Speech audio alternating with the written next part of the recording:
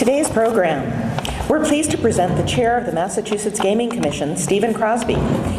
He's received degrees from Harvard and Boston University, has 45 years of experience in policymaking, entrepreneurship, nonprofit, associations, and academics. He spent 2 years as Massachusetts Secretary of Administration and Finance under Governors Paul Cellucci and Jane Swift, where he was responsible for a $23 billion annual operating budget and a $3 billion capital budget. The Gaming Commission is made up of 5 members, and they're charged with setting guidelines for the implementation of the Massachusetts gaming law, which passed last year. Now, there are many controversies which surround this, and there are lots of conflicting opinions. Mr. Crosby is here today to educate us all, share some of the ramifications of this law, the progress to date, and perhaps a timeline for what's happening in the future.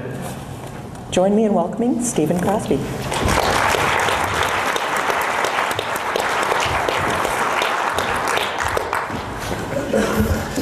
Thank you, Joan. I feel a little better after that introduction. When she was earlier talking about welcoming turkeys, I was afraid maybe she was talking about me. I guess I did okay. The reporter from Channel 22, who I guess, is still here, asked me just a few minutes ago, can everybody hear me all right? Just working? Asked me a few minutes ago why I was coming to Greenfield. Greenfield's fairly far away from the locations where the casinos will be. And that's true, although I'm sure some of you will find one if it's around here somewhere. But the consequences of the casino legislation that the governor and the legislature passed a year ago, almost today, it's about almost exactly a year ago, is going to have consequences for everybody in the Commonwealth. It's going to have consequences in terms of job generation and economic development. It's going to have consequences in terms of revenue that's generated, which will be spread equally across the Commonwealth. And it will have consequences in terms of the cultural impacts that expanded gaming is going to bring to Massachusetts for good and for ill, as we learn to accommodate this large, influential, sometimes controversial new industry in our Commonwealth. So it's very important to have an opportunity to speak to people all over the Commonwealth, and I'm thrilled to be out here, and by the way, thrilled to see this beautiful new facility. So I want to just touch on 3 or 4 points. First of all, just sort of the basics of the process of what we're doing. Secondly, the application process itself, which is going on right now. Thirdly, the criteria that we'll be using to make the decisions, who's actually going to get these licenses. And then fourth, talking a little bit about some of the key policy questions that we're now beginning to address. For the basics, although the law was passed about a year ago, the commission was started only about 8 months ago, almost exactly 8 months ago. As Joan said, there are 5 full-time commissioners. Basically, none of us ever knew each other. One was appointed by the governor, one by the treasurer, one by the attorney general, and 2 were appointed by those 3 elected officials themselves. We didn't know each other. We have very different backgrounds. I have experience both in the private sector and in the public sector. One is a retired appellate court judge from the Massachusetts Court of Appeals. One is a retired lieutenant colonel, the number 2 person, a woman, in the New Jersey State Police, who ran the organized crime and gaming and investigations units for the New Jersey State Police. One is an administrator of a significantly sized state agency, and one whom some of you may know or know of from Western Mass, Bruce Stebbins, was a city councilor a while back in Springfield and has spent all of his career in the economic development world. So very interesting, broad group of skills, none of them having very much to do directly with gaming, but taken together a lot that has to do with the public policy of trying to build a new institution and a new industry. We focused a lot in the first few months, months 1, 2, 3 of our 8, in just getting started. We didn't have office space, we didn't have telephones, we didn't have staff, we didn't have business cards, so we had to build an organization, a significant new state agency, absolutely from scratch. That's pretty well done by now. We have 13 staff. We're on our way to about 175 staff when we're all up and running. We have an operating budget of $7.5 million. All of our startup monies are a loan from the rainy day fund, from the Commonwealth's rainy day fund to the Gaming Commission. That will be paid back once the license fees start to come in. There will never be any tax dollars involved in running the Gaming Commission. It will all be revenues from the casinos. We are now deeply into the real process of licensing these casinos. Our primary responsibility, as we've set out in our mission statement, is that we need to assure the public and the participants in this process that it is participatory, transparent, and fair. If we can persuade everybody that it was participatory, transparent, and fair, and that the only currency on the table for winning a license is the merits of your proposal, nothing else matters other than the merits of your proposal as best we can understand them, then we will have accomplished job one. So that is our highest priority, to make sure that when it's all said and done, that you all and the rest of the public and the participants believe that it was participatory, transparent, and fair. The actual licensing process started about a month ago, in the middle of October. Licensing the casinos, the legislation has authorized the commission to license as many as one. We don't have to license any, but as many as one casino in 3 different regions: Western Mass, which is the 4 western counties; Eastern Mass, which is Worcester County East; and Southeastern Mass. 3 casinos in each, up to 3 casinos in each of those regions, and 1 slots parlor anywhere in Massachusetts. The first, we've divided the application process into 2 phases. The first phase is the background checks. Bruce Stebbins, who's our commissioner from the economic development world, talks a lot about how upside down this particular industry is from any other. You guys are from a Chamber of Commerce.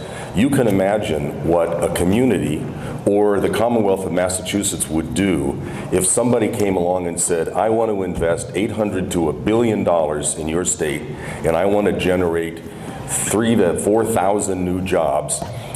We would be on our hands and knees. We'd be giving them property. We'd be giving them tax breaks. We would be killing ourselves to attract a new billion-dollar industry to Massachusetts. Not in this case. In this case, we say, maybe, you pay us and you go through a very rigorous process, we might let you come and bring your billions of dollars and your new jobs. And step 1 in that is a background check phase. You will not do business in Massachusetts unless you are clean as a whistle in terms of your financial stability, your financial dealings, your personal integrity, and your corporate integrity. The background check process is 3 documents, 1 corporate, 1 personal, and 1 having to do with some peculiar Massachusetts rules, that is this thick. When we were considering the background check documents, I reacted as a businessman. As I said, I've been more time in the private sector than in the public sector, and I reacted to these forms as a businessman, and I said, wow, this is intrusive. This talks about your divorces, the amount of money that your former spouses have, the number of cars that your dependent children have, your scars and birthmarks, so we really know who you are, as well as obviously your all of your financial dealings, your bank accounts, your net worth, your corporate debt to equity ratios, and on and on and on. I said, wow, this is offensive. And it is intrusive. But I was persuaded by the law enforcement people that this is appropriate. This is a cash business. This is a business which years ago had a lot of trouble with organized crime. This is an industry which can be manipulated and which can be abused. And we have to be absolutely certain that we only have the best people. That is easier said than done, because nowadays these companies that are in the casino business, most of them, not all of them, are not only national in scope, excuse me, but international in scope. Right now, Singapore and Macau are the center of gravity of the gambling industry, and a lot of the bidders are in business in Singapore and Macau. MGM, which is proposing in Springfield, is in Macau. Macau is the Wild West of the gaming world, very, very lightly regulated. So when we do background checks, we have to do background checks of their international operations. Nobody has cash on their balance sheets anymore to do these deals by themselves. They have to bring in financial partners. They're complicated financial structures. All the new people, the Pignelli brothers in Springfield, are involved in a couple of proposals. They've never gone through anything like this before in their lives, even though the companies have, the big companies have, but local folks haven't. So it's a very complicated process. Of our entire licensing process, we have set aside 12 months for the total background check phase. 90 days to fill out the forms, 6 months for us to do the background checks, most of which will be outsourced to firms made up of former FBI agents and state police, and then a final 3 months for debates, if anybody disagrees, any individual or corporation disagrees with what we've come up with, there has to be a public hearing and so forth. So if this were any other business and they just applied for a license, we just needed to make sure that you had a good idea and your finances were sound, we would save a year in our licensing process. So sometimes people will say to you, why is this taking so long? 12 months of the process is the background check. And it is time very well spent. I was in Singapore a couple of weeks ago for the International Association of Gaming Regulators, talking about all the issues that gaming regulators have to deal with. And background check time is time well spent. Once you get qualified through the background check form, the first phase of the application, then you get to the final application, what we call RFA, Request for Application Phase 2, and that is the actual application for the specific project itself. That's when we will see the drawings for the facility. That's when we'll see the financial projections for the facility itself. That's when we'll hear how you're going to mitigate the impacts on the community, how you're going to deal with problem gaming, how many jobs you're going to generate, how much revenue you're going to generate, and so forth. Once we have qualified a bidder through the background checks, that's the time when they can finally negotiate and execute what's called the host community agreement. The legislature made it very clear in our enabling legislation that no one will do business in a community in Massachusetts in the gaming world without the approval of the local community. If you're located in Springfield or if you're located in Palmer, you have to execute a host community agreement with that local government, and that host community agreement has to be approved by a referendum of the people. Foxborough, the Board of Selectmen, looked at Bob Kraft and Steve Wynn's proposal and said, we don't want it, they were out. Mayor of Holyoke said, we don't want any gambling, they were out. It's completely up to the local community to make the decisions about whether they want a facility and to negotiate in the first instance what the terms and conditions of that facility will be. So it's a great feature. It's not that way in most other states. Most legislation says, okay, there's going to be 2 in Detroit and there's going to be 1 down here and there in Pennsylvania. It's very different. Our commitment to local control by our legislature was a real strong suit of this legislation.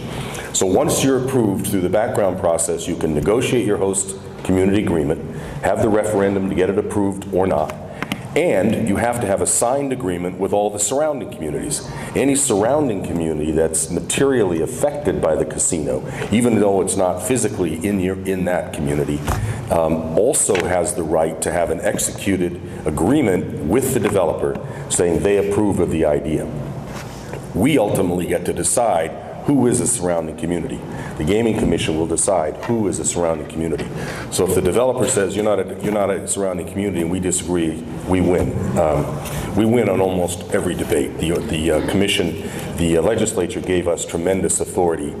There's good news and bad news. If it goes bad, we're responsible.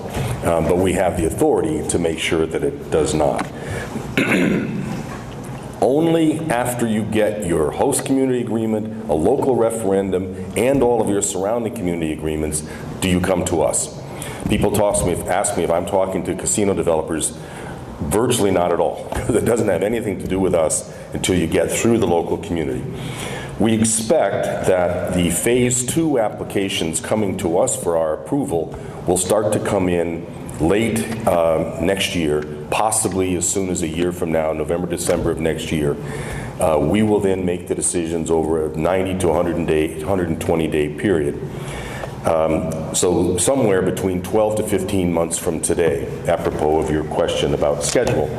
the licenses should be granted. Now, there's one idiosyncratic case, which is Southeastern Mass, which is, to make a long story short, expected to be a tribal casino. I can explain that, talk about that if anybody's interested. It's a little bit obscure from relative to Franklin County, but the commercial licenses in Eastern Mass, Western Mass, and the slots parlor should be awarded between 12 and 15 months from now.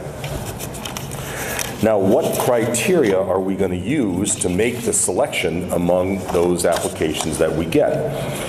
The legislature, again, I should say, I guess I didn't hear any VIP legislators announced, so I guess there are no legislators here, is that right? Well, I'm sure you all know your local state rep and who's your state senator from here? Who? Yeah, okay. Well, if you see your rep or your senator, tell them that I made a point of saying the law that they wrote and passed and signed in November of last year is the best gaming law in the United States. We are frequently told by regulators in other jurisdictions that our legislature got this one right.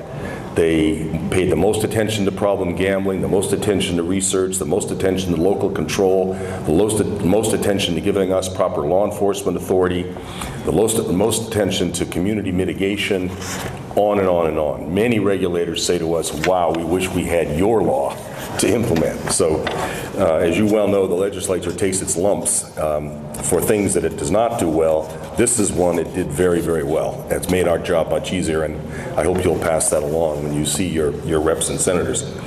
Including in that legislation was a series of criteria that they direct us to use as the threshold criteria for choosing who will get the business.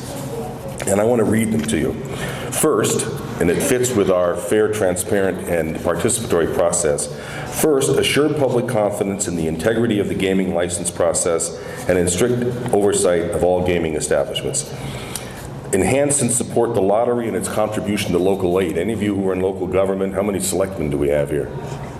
Yeah, well, you know that you get local aid from the lottery. That's $1 billion of local aid that comes from the state lottery to the cities and towns.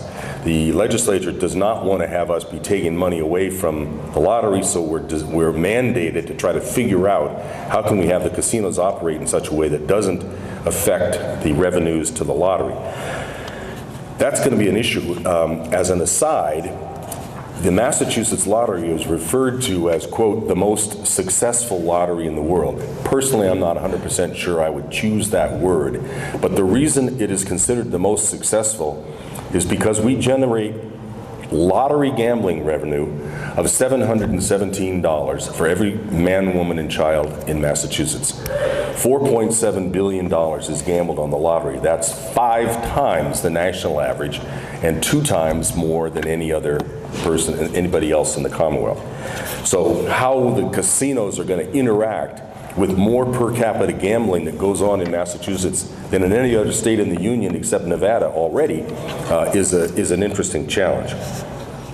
Maximize economic development and job generation, promote diversity in the workforce and among suppliers, promote local small businesses in the tourism industry. A couple of you spoke to me about wondering whether the casinos will steal business from local businesses and the local tourism industry, or will it enhance local businesses in the local tourism industry? Frequently, the casinos do the former. Their business model is to build a box, get everybody in it, and don't let them leave. Let them shop there, eat there, go to the spas there, sleep there, gamble there, have entertainment there, the whole range of activities. That is their business model. So we are being very aggressive with the legislature's direction in telling the casino operators and the bidders that they will have to persuade us that they've learned how to cooperate with local businesses and with the tourism industry.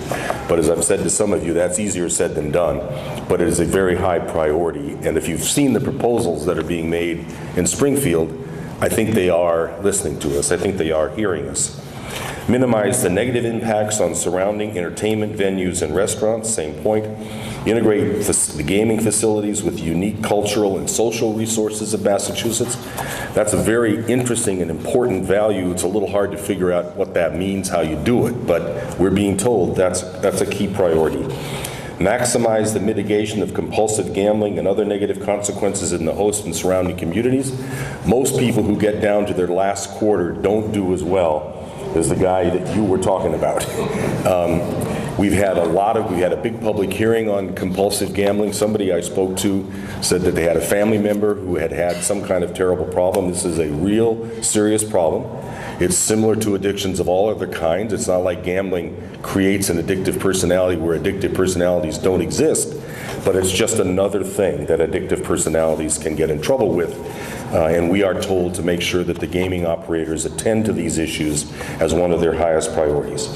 Coordinate with regional and economic development plans, maximize sustainability principles in construction and operation, and maximize revenues to the Commonwealth. Then the law goes on to say, we are directed to develop criteria in addition to those outlined in this chapter to assess which applications for gaming licenses applications will provide the highest and best value to the Commonwealth in the region in which a gaming establishment is to be located. So we have a set of criteria, interesting, good criteria, and we are mandated to look beyond that and come up with our own additional criteria. We are now in a process of turning those directions into regulations. We have to have a regulatory environment that we can make these decisions so there's a level playing field. People understand what we're doing, how the decisions are going to be made.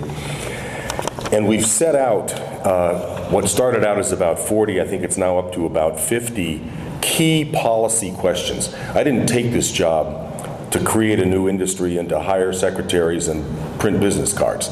I took this job because I'm interested in trying to figure out how can we do expanded gaming in Massachusetts well?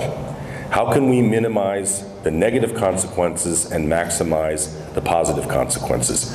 I was not a particularly big enthusiast of gambling, but I'm not interested anymore in the debate about whether we should have it or not. We're going to have it. So we need to figure out how to do it well.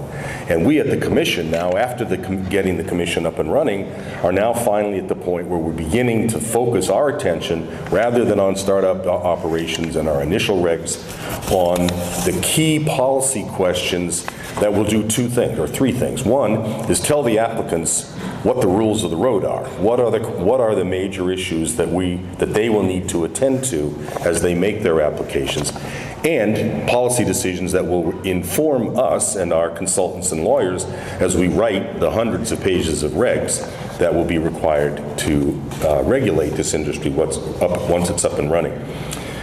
We have a process in place where all of the commissioners have been assigned a bunch of these questions, and I'm going to read you some of them to give you an idea. We're spending the next 3 weeks, there's a public comment period. The questions are posted on our website. I would encourage you to look at them, mass.gov/gaming. The public and the participants are invited to comment over the next 3 weeks. We are doing research. We are doing, where necessary, public hearings. Then we're going to spend a week or two pulling all this information together. Each of us will write a memorandum to the Commission, making our recommendations on each of these questions. And then the week of December 10th, we have just about all day meetings, public meetings, where we will march through these questions and deliberate in public on a streaming web feed, which is all our meetings. We've had 36 public meetings, all streamed live on the web to the people, and we will resolve all of these issues. So here are some of the questions as an example. How will we define surrounding communities, and should we publish that definition early in the process? Just because you say you're a surrounding community doesn't make you a surrounding community. We have to have some criteria to determine what's a surrounding criteria. What criteria, in addition to those listed in the statute that I read you, should the Commission use in the licensing determinations in order to ensure that the license awarded will provide the highest and best value to the Commonwealth? Should the casino make licensing decisions region by region or simultaneously? There's a lot of competition in Western Mass right now, at least 4 applicants. In Eastern Mass at the moment, there's only 1 identified applicant, although there's a lot of talk about others. We could decide to make the Western Mass decision first and let the losers in Western Mass have another bite at the apple and possibly bid in Eastern Mass. Should we do that? Is that a good idea? We have to talk about it. Should the commission increase the minimum license fee and/or capital requirements? Should the commission encourage bidding on the license fee? If the accounts are modified, should they vary by region? The legislature says that any casino has to invest at least $500 million. Should we raise that threshold? Every casino licensee has to pay the Commonwealth $85 million up front 30 days after their license is awarded. We could make that higher. We could make it a bidding process. The minimum is 85. See how high you can go. Same with the slots parlor. The slots parlor license is $25 million. It could be higher, or we could make it a bidding process. Should the commission allow a facility to open in stages with the casino opening prior to the hotel and other facilities? If so, under what constraints?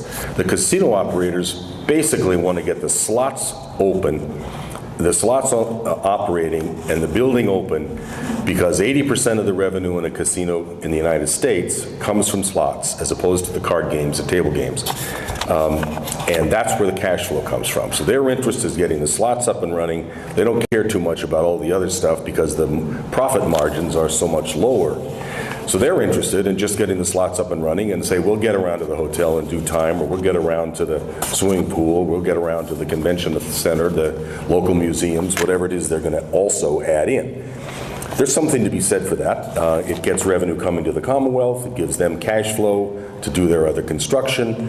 But on the other hand, we're not in the business of just building a bunch of slots parlors. We're building, at the legislature's direction, destination resorts that will attract people, not just from Massachusetts, but from outside Massachusetts and from outside the country.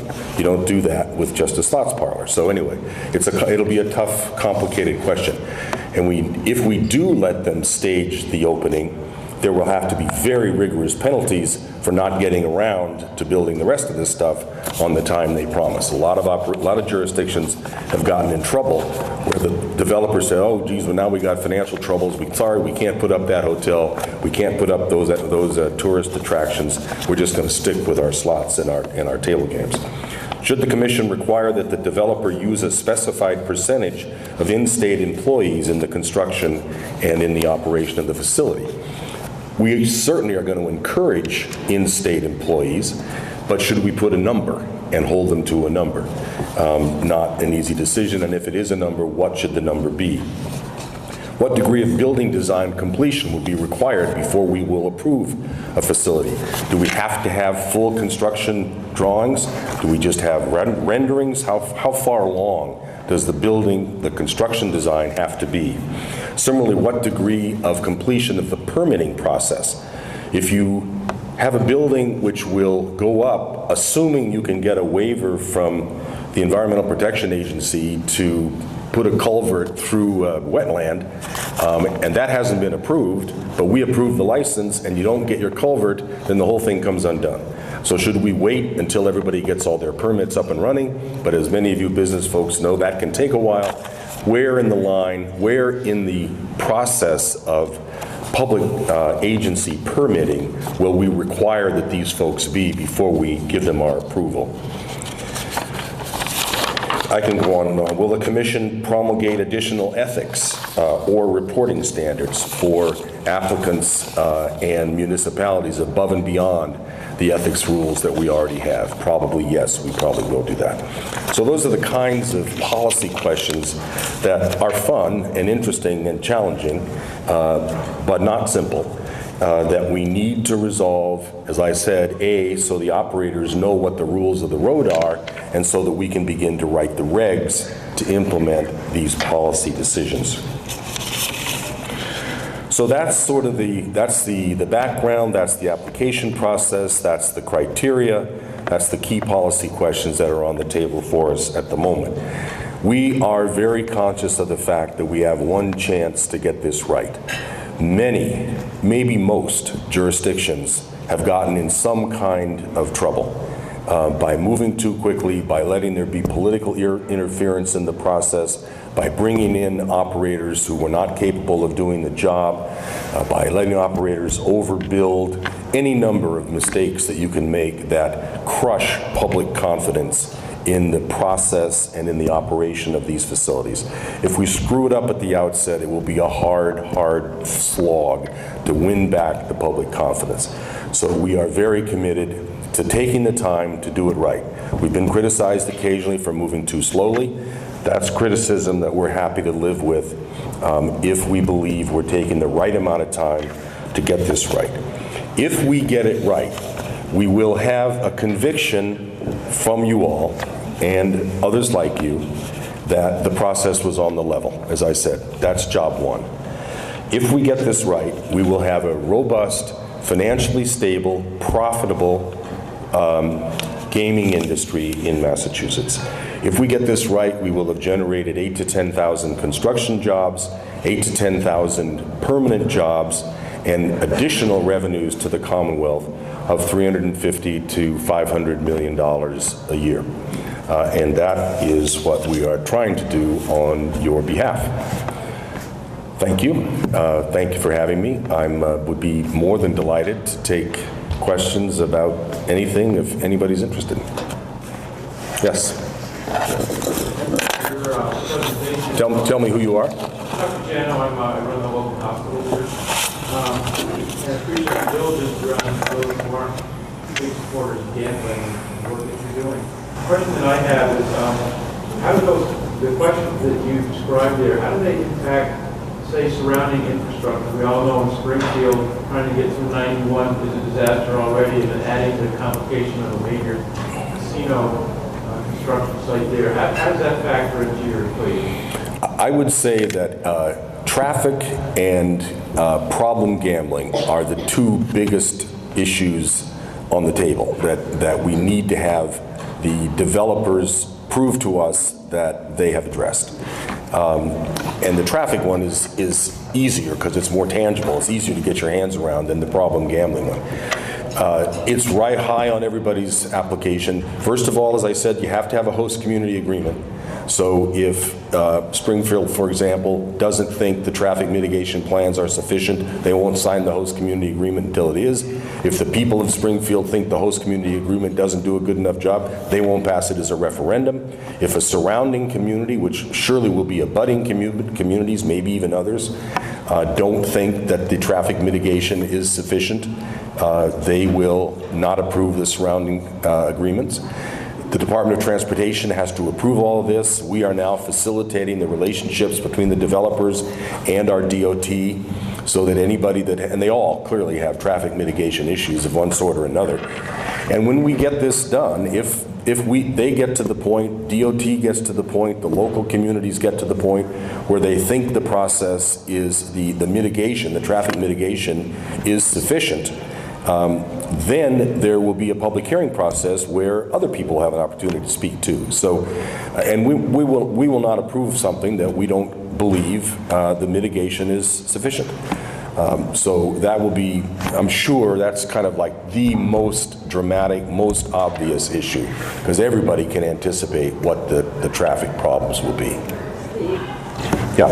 So will the financial burden of the traffic mitigation be entirely on the developer, or will they ask the state to apply for federal funding? Well, they may ask, but they won't get. The mitigation monies, the redevelopment monies for traffic mitigation will be basically exclusively from the operator. Now, if a community wanted to induce a developer to come, a community is perfectly capable of saying, we will contribute to the cost because we believe that, so it's within their right. But I think the clear operating presumption, and certainly from the state, is that the monies for mitigation will be paid by the operator. The one place where there could be state money involved is if the operator's development triggered some greater good. An example is the South Coast Rail that people have talked about, governors have talked about since I've been in government politics, which has been a very long time. They've talked about a rail link from South Station to the Fall River, New Bedford area. Interesting idea, very expensive. Every governor promises it, no governor delivers it. But if you're going to have a casino development along that corridor, and the casino operator feels that having that rail link would be in their interest, and they were willing to put up a big chunk of money that could leverage state and federal money, you could get some kind of a synergy that way where it's accomplishing something that's beyond the impact just on the operator, but on the region as a whole. But for the very most part, the assumption is the mitigation monies will come from the developer. And Yep. isn't there some percentage in the legislation to be returned to the Office of Travel and Tourism? Or Yeah. I may actually have that. It's interesting.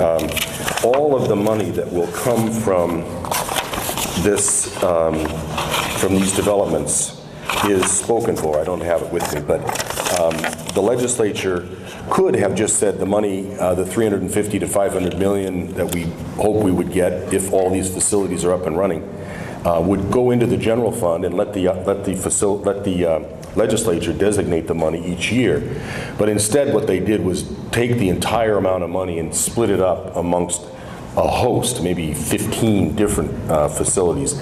One is travel and tourism, one is further community mitigation, there's a Department of Transportation infrastructure fund, I think there's a higher education fund, there's local aid to offset the anticipated impact on the lottery.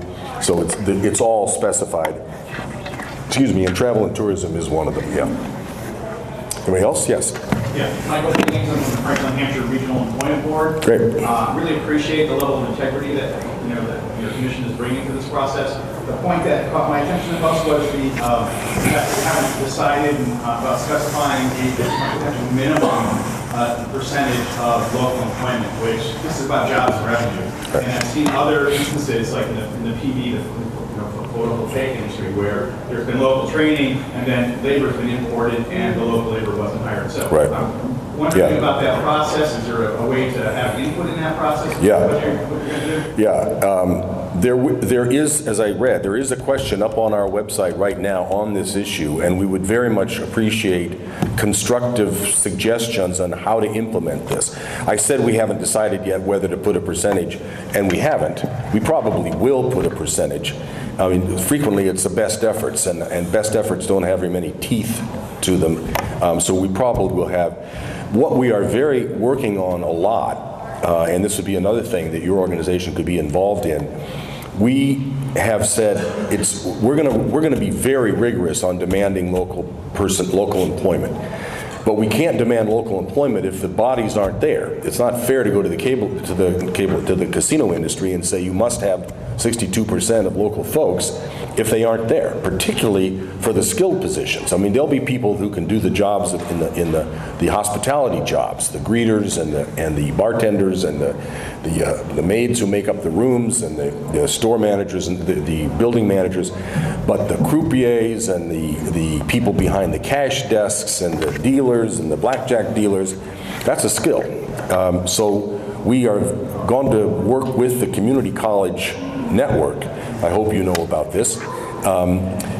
Bill Messner at, is it Holyoke, I guess, is leading a consortium of community colleges in conjunction with the WIBs, the Workforce Investment Boards, and the community action agencies to design a training program which we will probably license in some way or other, so that we can pipeline the prepared and licensable. I mean, you're not going to be able to work in a gaming position if you have a quarry problem. You're not going to work in a gaming position in a casino if you have a credit problem. So we need to talk to people early on to make sure that they understand the kinds of criteria, as well as be able to deal the blackjack cards in the proper way. So we're working very hard with the community colleges in particular. They're the point people on this to prepare the workforce. But we're writing a job description right now for somebody who will be the director of local business and workforce development. And I've taken the position that if you don't have somebody on whose desk this buck stops, it won't happen. If it's just the commissioners talking happy talk about use local suppliers and hire locally, it won't happen. So we're going to have somebody on our payroll whose job is to make sure that we prepare our supplier base. You know, if you're a rug, you have a rug company, you need to know what the developers are going to want in terms of carpeting. If you provide food and services, you need to know what the developer's criteria are. So there's a lot of training that we need to do in conjunction with the demand that they perform in a certain way. So we're going to try to take that as seriously as we possibly can. I'll take one more. I see I'm about to get the hook. Yes. Benny Ricketts. Hi, Benny. All of Massachusetts. Do you have a reason why you think folks are interested in Western Mass? That's a really good question. We've wrestled with this a lot, to the point where we've gotten some criticism because we've been trying so hard to promote competition in Eastern Mass. It makes no sense. You've got 4 big national companies, Ameristar, Penn National, MGM, and Mohegan Sun, already apparently competing for the Western Mass license, which is probably, the market size is probably a third of the Eastern Mass license. And you've got Mohegan Sun and Foxwoods just down the road. And yet you've got people, they've bid between $800 and $910 million for their investment. And in Massachusetts, we only have the one at the moment in Suffolk Downs. I think the answer is that the Suffolk Downs folks have been at this for a long, long time. They have the support of Mayor Menino of Boston. And they've done a good job of persuading everybody that they're so far ahead, nobody else has a shot. Now, you recall, you read the paper, Steve Wynn and Bob Kraft, the owner of the Patriots, tried to do it in Foxborough. So it's not like there's no competition, or not like nobody will ever try it. They did try it. Foxborough said no, that was the end of that. If Foxborough had said yes, we would have 2 now. So it's not an absolute. But I think they've just created the impression that they're way ahead. They have a deal with Caesars to be their operator. There is, however, a lot of talk. The mayor of Everett has been meeting with people about a site. He has. We hear that Steve Wynn is still talking to other people. There's a site in Milford that a guy named David Nunes has been talking about. He says he's going to make a bid. So we don't know yet what's going to happen. But it is counterintuitive. Now, we don't have to issue the license.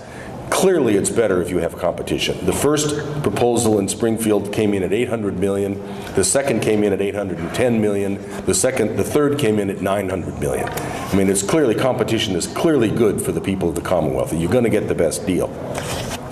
But we can negotiate because we don't have to offer it. If we feel like we only have one offer and it's not good enough, then we can negotiate ourselves. But clearly, it would be better if there were competition, and we hope in the end that there will be. Thank you. This has been a pleasure. I'm glad to be here. And